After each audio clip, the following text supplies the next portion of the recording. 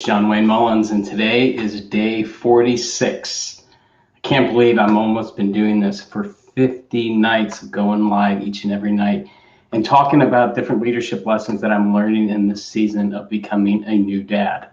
But tonight I'm gonna shift gears a little bit and really share something that kind of hit me today about fatherhood. And it's really about developing better habits now. So when things happen in your life, especially when crisis comes, you're prepared.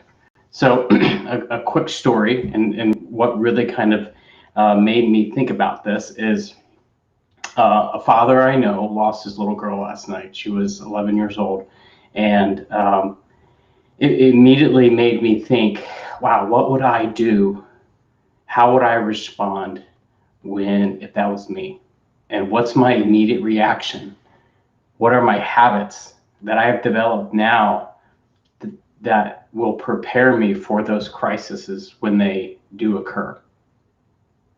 I recently heard once that the average human being has 3 to 4 major crises in their life. And so if we know those things about ourselves, and if we know those statistics, as a new dad, how are you preparing yourself in leading yourself so when those major crises do come, you at least know how to respond. You may need help getting through it. And I gotta share some feedback, or actually share this because I asked this question on my Facebook account today, and I really like the answer that I got from a very good friend of mine, Eric Reed. If you're watching this, Eric, let me know. But he said, I just want to pull it up. He asked me, well, what did you learn in survival school? Even though I didn't go through survivor school, but what I said was, anytime you get into an accident, or what they teach you is to look up, gain your bearings, and then ask for help. And so I really liked that, and it made me think of this person that I'm, that if when a crisis comes, where do you immediately look? What is your reaction? What is around you? Who is around you? Who are you surrounding yourself with? And then who can you ask for help? So when those things do come, you have someone, you've trained yourself so much is that you can kind of go back to that muscle memory and be like, okay, I'm going to get personal for a second, but this is where the rubber meets the road. When these things happen, who do you go to? Do you go to your wife? For me personally, I go to God. I go back to my foundation. I go back to my faith. I go back to the Word of God, and I look and I ask for help. Even if I just don't understand when things happen, I know these things happen, but there's something to be said about developing those habits now, especially if you're a dad, because something that I recently learned this morning by my 7-month-old son is they watch you. So we started teaching this number, and sure enough, he started doing it. I'm thinking, wow, if he can learn that from me, but just by me showing him a few times, what else is he picking up on? What else is he watching? What else is he seeing? And I really think that that's one of the biggest responsibilities as a dad, is that you are showing your kids, showing your family what it means to lead yourself and what it really means to lead others by your personal habits. Does that make sense? And so one of the things that I thought about is when things do happen, like I said, you look up, you gain your bearings, and you ask for help. I think that asking for help is something that's probably been one of the hardest things that most men can do, because it's kind of like in our DNA. We tend to want to try and hold on to things and hold on to things until we can try and think we can fix it, or we try to solve it ourselves without asking for any help. Like I said, there is something very powerful when you just surrender that to God and surrender that, because that is something that you can't do on your own. And I don't think you're supposed to. But when those things really do occur, things that have helped me is things that I can prepare myself now is developing the circle around you, developing the inner circle, Who are your go-to guys? Who are the men around you that you can call any night of the day, anytime, and say, hey, this happened, I need prayer, or this happened, I just need to talk to somebody. Who are those? Do you have those people in your life? And if you don't, find three. Find just three people, because when you have those three people, I'll tell you, something pretty powerful happens. It's almost like you're giving permission for those people to speak into your life. And the second thing is develop your emotional intelligence. And what I mean by that is know how you respond to stress. I asked a coaching client here recently. He was preparing for a very busy season in his life, and he knew this time was coming, and he knew his habits. And I asked him, how do you lead under stress? And he's like, I often try and take control. I was like, well, how did that work out for you? He's like, it made things worse. I was like, all right, so what can we do to prevent that? He's like, I need to learn how to step back, because that has certainly helped me, and it's something that I want to avoid so my people can go out and do the job. And it's leadership, it's influence.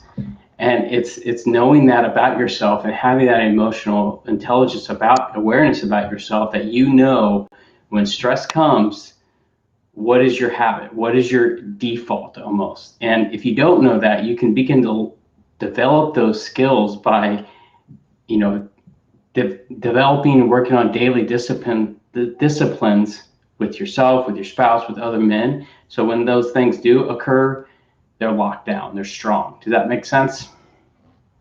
I said develop better habits, develop an inner circle around you. These men, I learned this lesson about 10 years ago when my pastor said, have three people who are constantly speaking in your life, but then also when things occur, they're there. They're like your lifeline.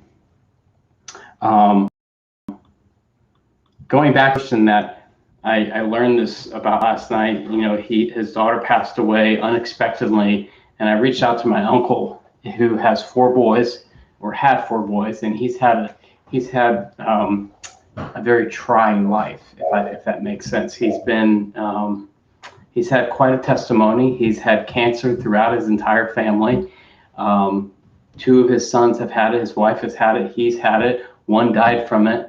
And I asked him today, I was like, hey, what is a dad's role in a crisis? And he said something to me. He's like, it's very hard to do, but he said, I'm going to read this. He's like, I have not mastered this, but it's extremely difficult to do, is to be humble and to surrender to God. It's a guy thing that it's often in our DNA to hold on to a problem, to own it, to solve it. But once you surrender that difficulty, it's like peace comes, because it's not a fight that you were supposed to be. I don't mean to come off preaching, but this is something that I see a lot of guys, a lot of men, a lot of fathers especially, that when a crisis happens and you have a little son or daughter watching you, what habit are you trying to develop in them? And what actions are they seeing, and how specifically, and how you are responding, and how you are dealing with that stress. All right, those are my 3 tips for tonight on how to develop better habits for a dad in crisis. Like I said, I think this is something that really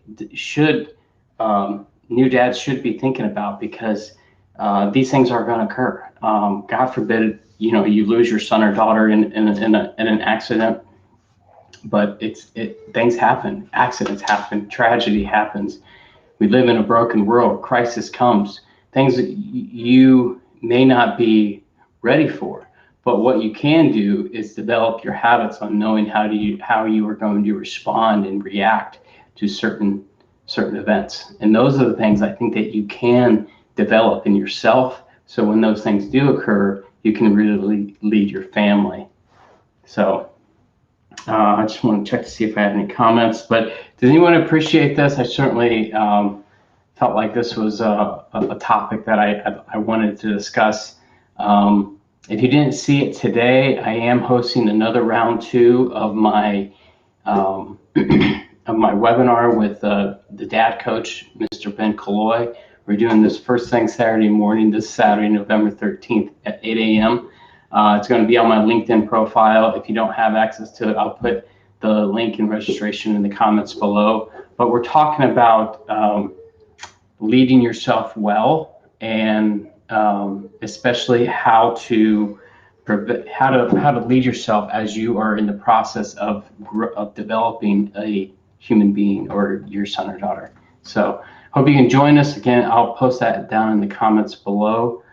And until tomorrow, be day 47, almost at 50. What should I talk about on the 50th day? Let me know. Have a good night, everybody. Take care.